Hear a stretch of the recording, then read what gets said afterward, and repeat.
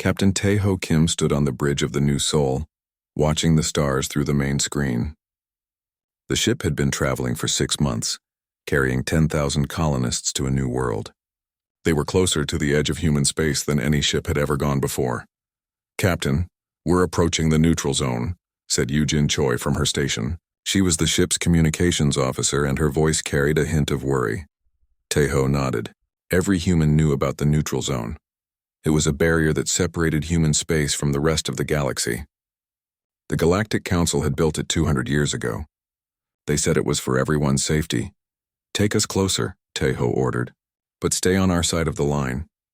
Hyunwoo Lee, the chief engineer, looked up from his controls. "Captain, I'm reading strange energy patterns ahead. The barrier isn't just empty space. There's something there." Jiwoo Park, the ship's scientist, moved to her scanner station.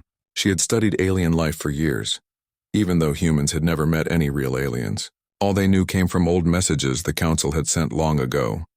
"The barrier is made of some kind of energy field," Jiwoo said. "It's like a wall that goes around all of human space. But Captain, I'm finding something weird in our computer files." "What do you mean?" Tae-ho asked. Jiwoo's fingers moved quickly over her controls. "I've been going through the old data files we brought from Earth. There are records here that don't match what we were taught in school." She put the information on the main screen. Everyone on the bridge could see old documents and files that looked very official. "According to these files, humans didn't agree to the neutral zone," Jiwoo continued. "The Council forced it on us. They said humans were too dangerous to be allowed into the galaxy." "Dangerous?" asked Hyunwoo. "We've never even fought the Council. How could we be dangerous?" "That's what I thought too," Jiwoo said. "But look at this. The Council was afraid of how fast humans learn and change. They said we were unpredictable." Tae-ho felt a cold feeling in his stomach. "Are you saying they trapped us here?" Before Jiwoo could answer, alarms started going off all over the bridge. Yoo-jin was frantically working at her station. "Captain, the barrier is changing. Something is happening to it." On the main screen, they could see the invisible wall starting to shimmer and break apart. Cracks of light appeared in empty space. Through the cracks, they could see something that made everyone freeze. Ships. Hundreds of alien ships bigger than anything humans had ever built. They were dark and angular, with designs that hurt to look at. The ships were attacking something. "Can you get us a better view?" Tae-ho asked, his voice tight. Hyunwoo adjusted the sensors. The image became clearer, and what they saw made them all feel sick. The alien ships were destroying a planet. Not just attacking it, but completely destroying it. The planet's surface was burning. Cities were turning to dust. Millions of people were dying. "Oh no," whispered Jiwoo. "Those aren't soldiers down there. Those are just normal people trying to live their lives." Yoo-jin was trying to pick up communications from the battle. Static filled the bridge, then suddenly a voice came through clearly. "This is the Council fleet," the alien voice said. It sounded cold and emotionless. "The inhabitants of Kepler 442b have violated galactic law by developing unauthorized communication technology. Punishment is complete destruction." "They're killing them for inventing something?" Hyunwoo said in shock. The transmission continued. "All species will remember that advancement without Council approval leads to extinction. The line has served its purpose. Begin Phase 2, the signal cut off." The barrier continued to fall apart around them.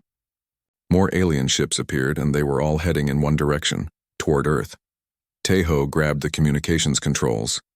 "Yoo-jin, send an emergency message to Earth Command. Tell them what we've seen." "Sir, at this distance it will take hours for the message to reach home," Yoo-jin said. "Send it anyway. Use every transmission method we have." As Yoo-jin worked to send the warning, Jiwoo continued studying the data files. Her face was getting paler by the minute. "Captain, I've found more information. The Council has done this before. Many times. They find species that learn and grow quickly. Then they watch them for years. When the species gets advanced enough, the Council destroys them and takes their technology." "How many species?" Tae-ho asked quietly. "Dozens. Maybe hundreds. The Council has been doing this for thousands of years." Hyunwoo was studying the alien ships through the sensors. "Captain, their technology is way ahead of ours.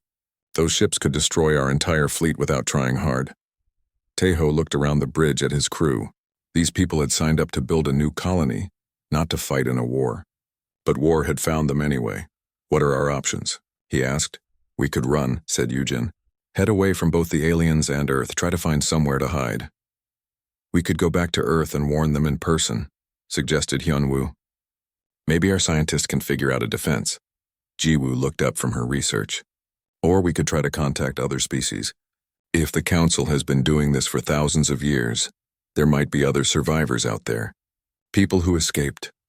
Taeho thought about the 10,000 colonists sleeping in the ship's passenger sections. They trusted him to keep them safe. He thought about Earth with its billions of people who had no idea what was coming for them. How long do we have? He asked. Hyunwoo checked his instruments. Based on the alien ship's speed and direction, they'll reach Earth in about 3 days. 3 days to save the human race. Taeho made his decision. We're going back to Earth full speed, and we're going to warn everyone we can along the way. As the new soul turned around and began racing toward home, Taeho looked one last time at the alien fleet through the main screen. The ships looked like dark insects against the stars, bringing death to anything that dared to think freely.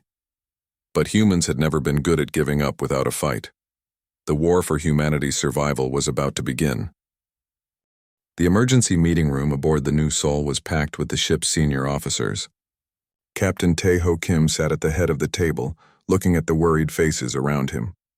3 hours had passed since they had witnessed the destruction of the alien world. Yoo-jin Choi was still trying to intercept Council communications. Her headphones crackled with alien voices speaking in languages no human had ever heard before. "I'm getting more transmissions," she said, pulling off her headphones. "The aliens are talking about something called the Final Protocol. They keep mentioning Earth and the other human colonies." So Young Han, the ship's historian, had been going through the data files that Jiwoo had found. She looked up from her computer with a grim expression. "I've been putting together the pieces," So Young said. "The story we were told about the neutral zone was completely false. The Council didn't create it to protect us or them. They created it to study us. Study us how?" asked Dong-hyuk Yoon, the navigation officer. So Young pulled up documents on the main screen. "Look at this. 200 years ago, humans were expanding fast through space. We were building colonies, inventing new technologies, and doing it all much faster than other species." The Council noticed. She showed them charts and graphs that tracked human progress over the decades. Every other species in the galaxy follows the same pattern. They advance slowly and carefully. They ask the Council for permission before they try anything new. But humans? We just did whatever we wanted. Bora Kim, the tactical officer, leaned forward. "So they trapped us to stop us from expanding?" "No," So Young said. "They trapped us to watch us. For 200 years, they've been studying how humans think, how we fight, how we solve problems. They've been preparing. Preparing for what?" Taeho asked, though he was afraid he already knew the answer. Jiwoo looked up from her scientific data. "I think I know. Captain, I've been analyzing the technology we saw in those alien ships. It's advanced, but it's also very predictable. Everything follows logical patterns when— What do you mean?" "Think about how humans build things," Jiwoo explained. "We try crazy ideas. We take risks. We change our plans when something doesn't work.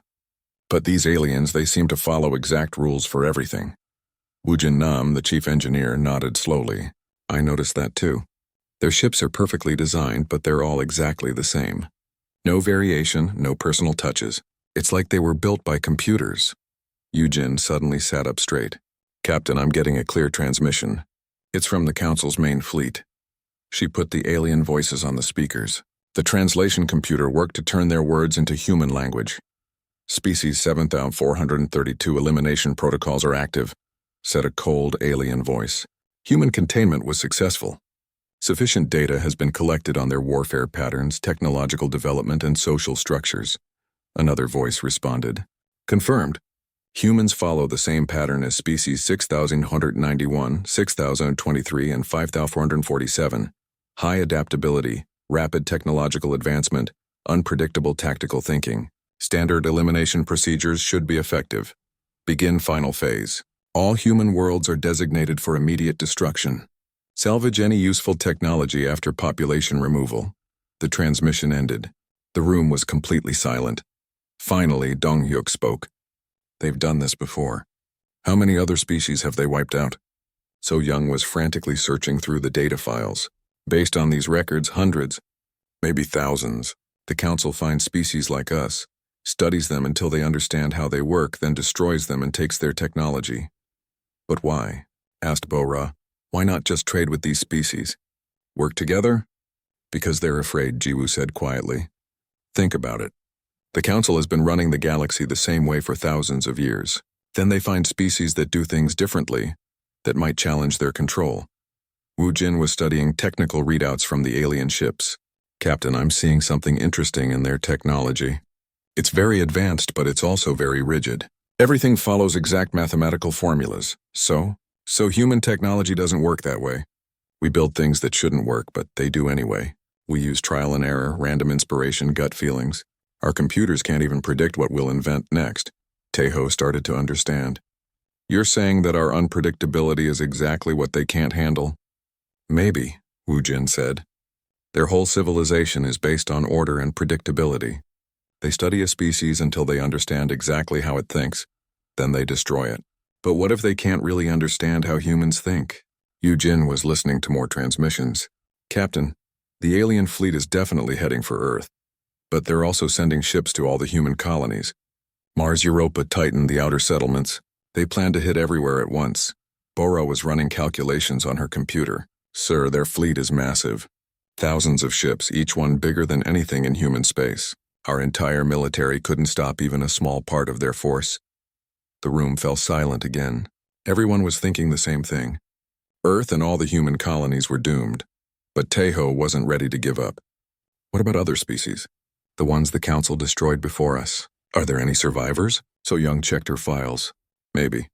The records show that some species managed to escape the destruction. Small groups that ran away and hid.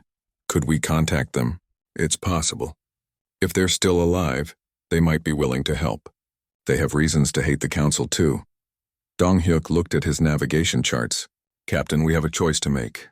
We can go back to Earth and try to warn them. Or we can head into deep space and look for these other survivors. How long until the alien fleet reaches Earth? Taeho asked. 48 hours, maybe less. Taeho looked around the table at his officers. These people had families on Earth, friends, loved ones who would die if the Council succeeded. Here's what we're going to do, he said finally. Wu Jin, send every bit of information we have to Earth. Everything about the Council, their plans, their technology. Maybe our scientists can figure out something we missed. Yes, sir. Dong-hyuk, plot a course for the nearest point where we might find these survivor species. We need allies.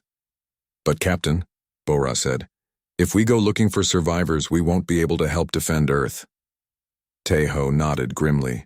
I know, but if Earth falls, we'll be the only humans left. And maybe, just maybe, we can find a way to make the Council pay for what they're about to do. As the new soul changed course and headed into the unknown regions of space, Taeho thought about the billions of people on Earth who had no idea that their time was running out. But he also thought about what Wu Jin had said. Humans were unpredictable. Maybe that would be enough to surprise the Council. Maybe it was time to show the galaxy what happened when you tried to cage humanity. Admiral Sung-ho Jang was drinking his morning coffee when the emergency alarm started screaming through Luna Command Center. He dropped his cup and ran to the main control room, where dozens of technicians were working frantically at their stations. Report, he shouted over the noise. Lieutenant Haewon Park, the duty officer, turned to face him. Her face was pale. Sir, we just received a transmission from the new Soul. Captain Kim's ship is at the edge of human space. They've discovered that the neutral zone barrier has fallen. What does that mean?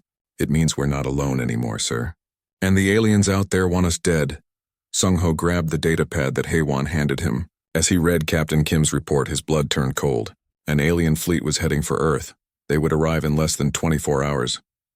Get me President Chang-min Lee on the emergency line, Sung-ho ordered, and activate all military units in the solar system. Within minutes, President Lee's face appeared on the main screen. He looked tired, but his eyes were sharp and focused. Admiral, I've read the report from the new Soul. How bad is it? Very bad, sir. The alien fleet has thousands of ships. Our entire Space Force has maybe 200 combat vessels. We're completely outnumbered. What are our options? Sung-ho looked at the tactical displays showing Earth's defenses. We can evacuate as many people as possible to the outer colonies. Or we can stay and fight. Fighting seems pointless if we're going to lose. Maybe not, sir. Sung-ho pulled up classified files on his computer. We have something the aliens don't know about. Project Fury. President Lee raised an eyebrow. I thought that project was just experimental. It was, but Dr. Minho Kwan thinks his team has made a breakthrough.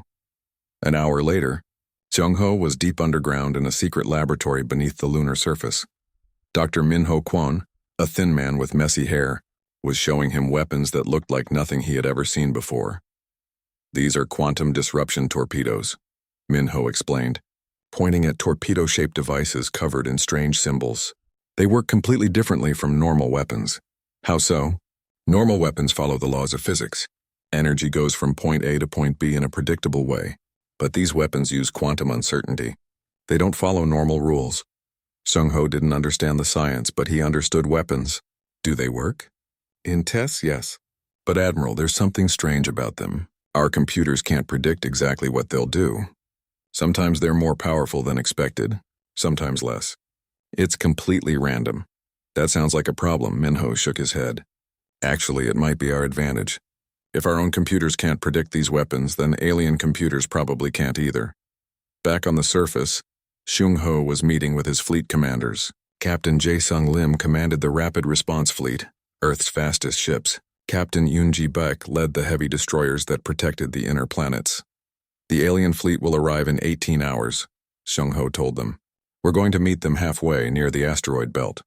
Sir, said Jae-sung, our ships are fast, but we're still massively outnumbered. What's the plan? We're not going to fight like they expect us to fight. Every military in the galaxy probably uses the same tactics. Big fleets in formation, logical battle plans, predictable movements. And we're going to do something different? Asked Yoon-ji. Exactly. We're going to use chaos. Seung-ho showed them the new battle plan on the tactical display. Instead of forming traditional defensive lines, human ships would scatter throughout the asteroid belt. They would attack from random directions using the asteroids as cover. Each ship captain will make their own decisions about when and where to attack, he explained. No central command, no coordinated plan. Just pure improvisation. Jae-sung looked worried. Sir, that's not how space battles work. Without coordination, we'll just get picked off one by one. Maybe. Or maybe we'll confuse them so much that they won't know how to respond. 16 hours later, Captain Yoon-ji Baek was hiding her destroyer, the Incheon, behind a large asteroid. Her crew was tense and ready. Through the asteroid field, she could see the alien fleet approaching. The alien ships were exactly like Captain Kim had described. Huge, dark, and perfectly organized. They moved in precise formations like a deadly dance. Captain, said her weapons officer, I'm reading over 300 alien ships. Each one is 3 times the size of our destroyers. Don't worry about their size, Yoon-ji said. Worry about their predictability. She watched as the alien fleet entered the asteroid field. They maintained perfect formation, moving in straight lines toward Earth. They were scanning for human ships. But they were looking in the wrong places now, she whispered. The Incheon burst out from behind the asteroid, firing quantum torpedoes at the nearest alien ship. The torpedoes hit their target, but instead of exploding normally, they seemed to bend reality around the alien vessel. The alien ship twisted in ways that hurt to look at, then suddenly collapsed into itself and disappeared. What just happened? Asked the weapons officer. I have no idea, Yoon-ji admitted. But it worked. Target the next ship. All around the asteroid field, human ships were popping out of hiding places and attacking. The aliens tried to respond with their own weapons, but they couldn't target ships that kept moving unpredictably. Captain Jae-sung was having similar success with his fast attack ships. His vessel, the Busan, was darting between asteroids like a fish swimming through coral. Their targeting systems can't lock onto us, his navigator reported. They're designed to hit ships moving in straight lines. Then let's make sure we never move in straight lines, Jae-sung replied. The battle raged for hours. Human ships appeared, attacked, and vanished again before the aliens could respond effectively. The quantum weapons continued to behave unpredictably, sometimes destroying multiple alien ships with one shot, sometimes barely scratching their targets. But slowly, the numbers started to tell. There were just too many alien ships. One by one, human vessels were being destroyed. Captain Yoon-ji watched her tactical display as the number of friendly ships continued to drop. They had destroyed maybe 50 alien vessels, but hundreds remained.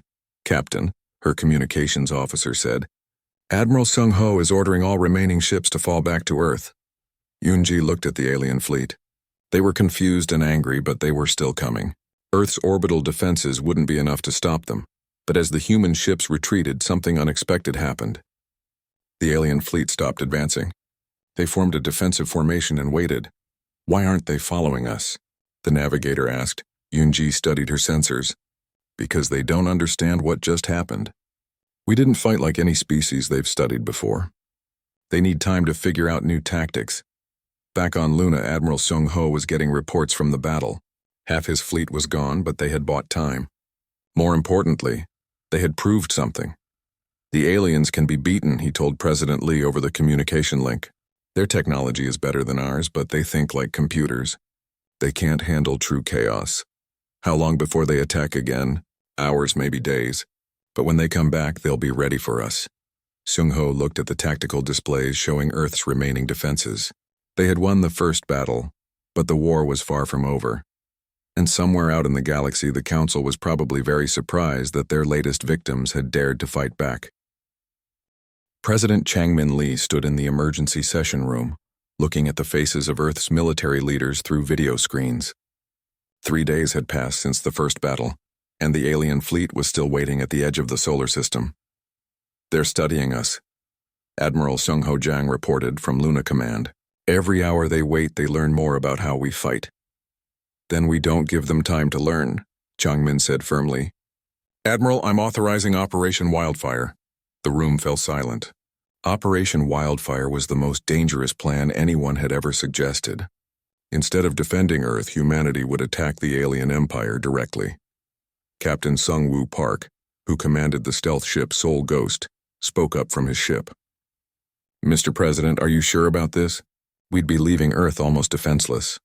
"Earth is already defenseless against their main fleet," Changmin replied. "But if we can hit their supply lines and command centers, maybe we can force them to retreat." Dr. Yuna Hong appeared on another screen from her research station. She looked exhausted but excited. "Mr. President, I think I know why our tactics worked so well in the first battle." "Explain." "I've been studying the data from our quantum weapons and the alien responses. Their computers and AI systems are incredibly advanced, but they're also incredibly logical. They can predict any reasonable tactical decision. And our decisions aren't reasonable?" Yuna smiled. "Exactly. Human brains don't work like computers. We make decisions based on emotions, instincts, and random inspiration. Their AI can't model that kind of thinking." Engineer Kyung-ho Oh joined the conversation from his workshop on Mars. "Dr. Hong is right. I've been working on something that takes advantage of this. I call it ghost drive technology." "What does it do?" asked Changmin. "Normal faster-than-light travel follows mathematical formulas.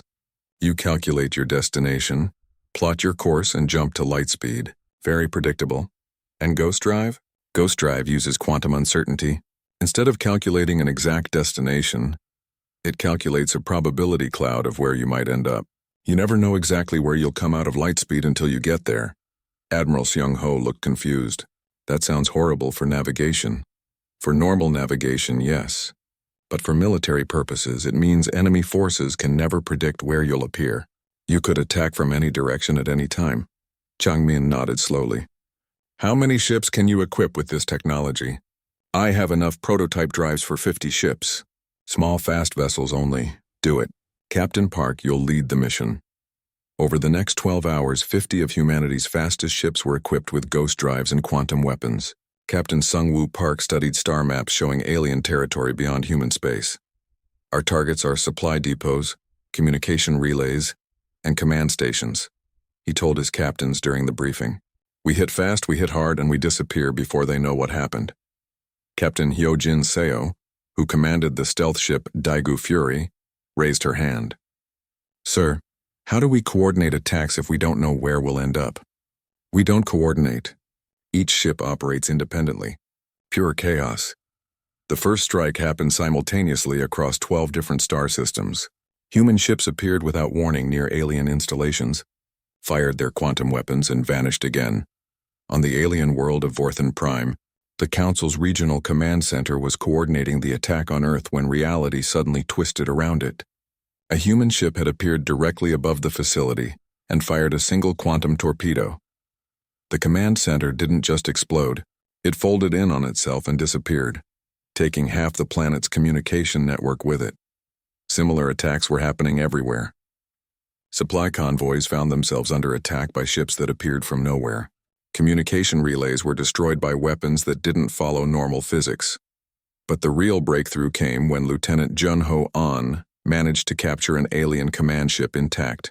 Junho's ship, the Guangzhou Lightning, had appeared right next to a council vessel near the edge of their territory. Instead of destroying it, he used a new type of quantum weapon that Dr. Hong had designed. Instead of destroying matter, it disrupted the alien ship's computer systems. The entire ship is dead in space, Junho reported to Captain Park. All their computers are fried, but the crew is alive, and can you board it? Already doing that, sir. Within hours, Junho and his boarding team had captured the alien ship and its crew. More importantly, they had access to the ship's databanks. The information they found changed everything. Dr. Yu Na Hong worked frantically to decode the alien data, while Captain Park coordinated more attacks across Council space.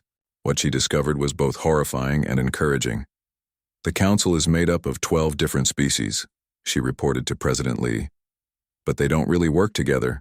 They're more like a pyramid, with the older species giving orders to the younger ones. What does that mean for us? It means they have a weakness. Their whole command structure depends on the older species staying in control. If we can disrupt that control, the whole system might collapse. Meanwhile, Commander Hyojin Seo was making contact with other species that the Council had oppressed. Her ship had found a hidden colony of survivors from a species that had been eliminated 300 years ago. They call themselves the Keth, she reported. They've been hiding in this system ever since the Council destroyed their homeworld. And they're not the only ones. The Keth leader, a being that looked like a cross between a bird and a lizard, spoke to Hyojin through a translation device. We have been waiting for someone to challenge the Council, the alien said. Many species survive in hidden places. We will help you fight. Within days, the human raids had achieved something unexpected. They had started a rebellion. Species that had been forced to serve the Council for thousands of years began to revolt. The Council's rigid command structure, which had been their strength, was becoming their weakness. Captain Park was coordinating attacks from his command ship when he received an urgent message from Earth. Sung Woo, this is Admiral Sung Ho. The alien fleet around Earth is moving. They're pulling back some of their ships to defend their territory. How many ships? About half their fleet. They're still dangerous, but it's better than facing all of them. But the best news came from Captain Tae-ho Kim, aboard the New Seoul. He had finally made contact with a major group of survivor species. There's an entire hidden alliance out here, he reported. 17 different species that have been fighting the Council in secret for centuries. They want to join our war. President Changmin Lee felt hope for the first time since the crisis began. Humanity had started this war alone and outnumbered. Now they had allies, advanced technology, and most importantly, they had proved that the mighty Council could be beaten. Admiral, prepare for the final phase, he ordered. It's time to take this war to the Council's home systems. Sir, that's incredibly dangerous. We'd be attacking the heart of their empire. Yes, but we'd also be hitting them where they're most confident and least prepared. They've ruled the galaxy for thousands of years. They think they're invincible. Changmin looked at the star map showing the galaxy-wide rebellion that humanity had started. Human tactics had inspired dozens of species to fight for their freedom. It's time to show them that their age of control is over. As human ships and their new allies prepared for the final assault, the Council was facing something they had never experienced before, the possibility of defeat. And at the center of it all were the humans, the species that was too chaotic to predict and too stubborn to give up. Fleet Admiral Jun Hyuk Shin stood on the bridge of the unified Earth, the largest warship humanity had ever built.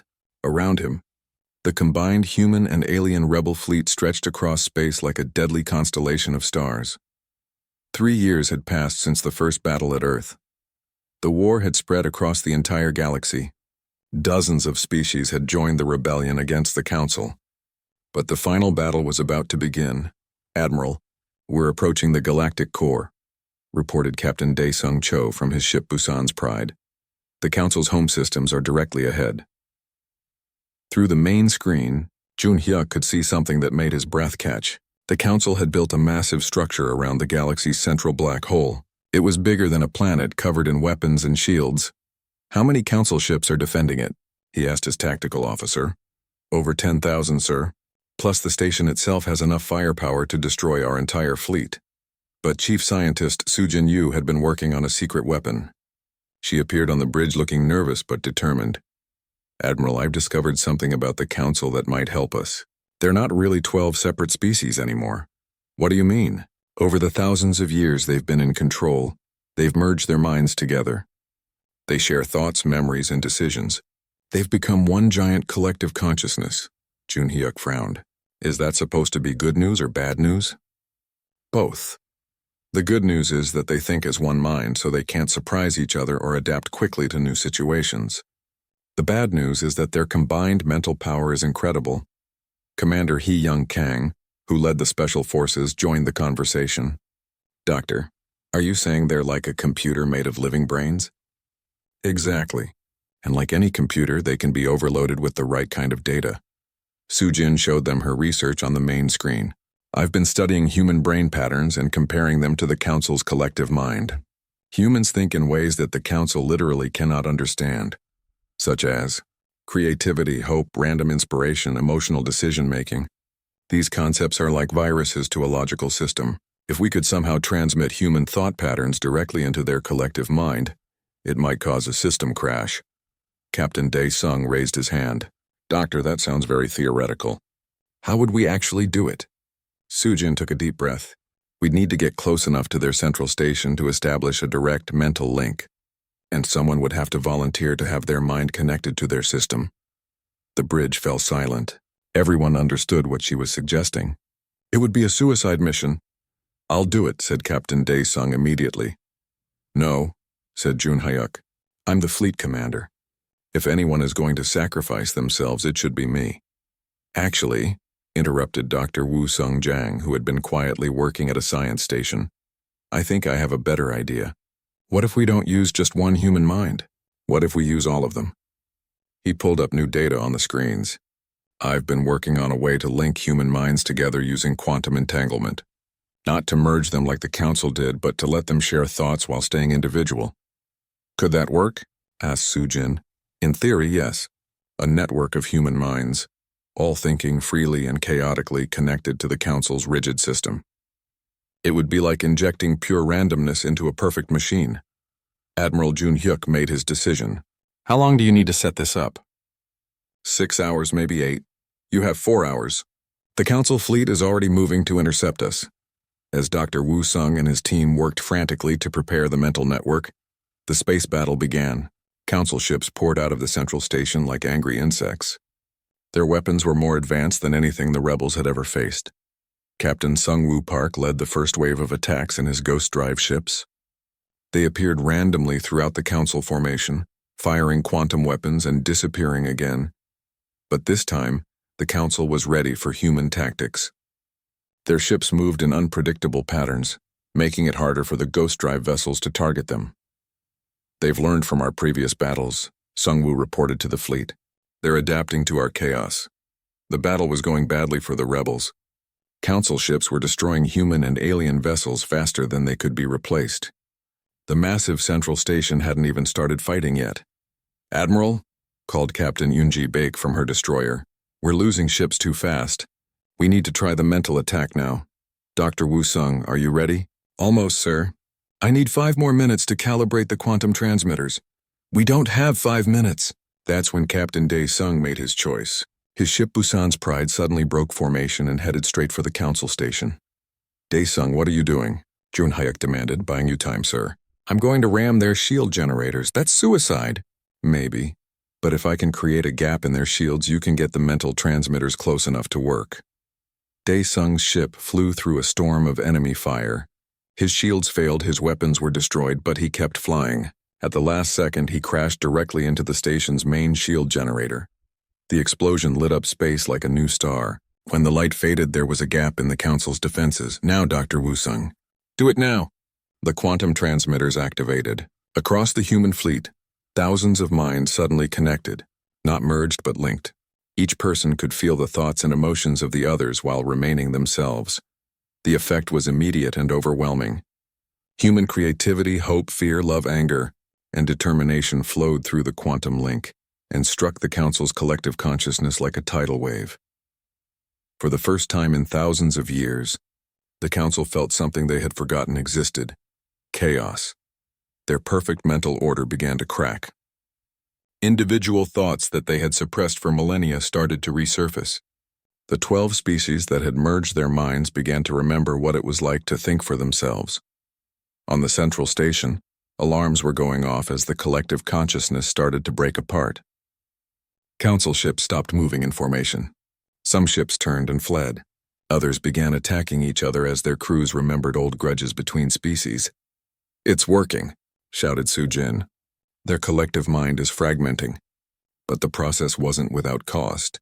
Some of the humans in the mental network were screaming as alien thoughts invaded their minds. The connection was dangerous for both sides. Commander He Young Kang, who was coordinating the mental attack, felt the Council's collective consciousness trying to invade human minds in return. "They're fighting back," she reported. "They're trying to turn us into part of their collective." "Can you resist them?" "We're trying, but their mental power is incredible." That's when something unexpected happened. The other rebel species, the survivors who had been hiding for centuries, added their own minds to the network. Suddenly, the quantum link carried not just human thoughts, but the dreams and hopes of dozens of different species. Each one thought differently, believed different things, wanted different futures. The effect on the Council's collective consciousness was catastrophic. Their rigid mental structure, designed to control and unify, simply couldn't process that much diversity. With a sound like breaking glass that somehow existed in space, the Council's collective mind shattered. On the central station, the 12 species that had ruled the galaxy for thousands of years suddenly remembered what it was like to be separate beings. They looked at each other with confusion and fear, having forgotten how to think as individuals. Their fleet stopped fighting.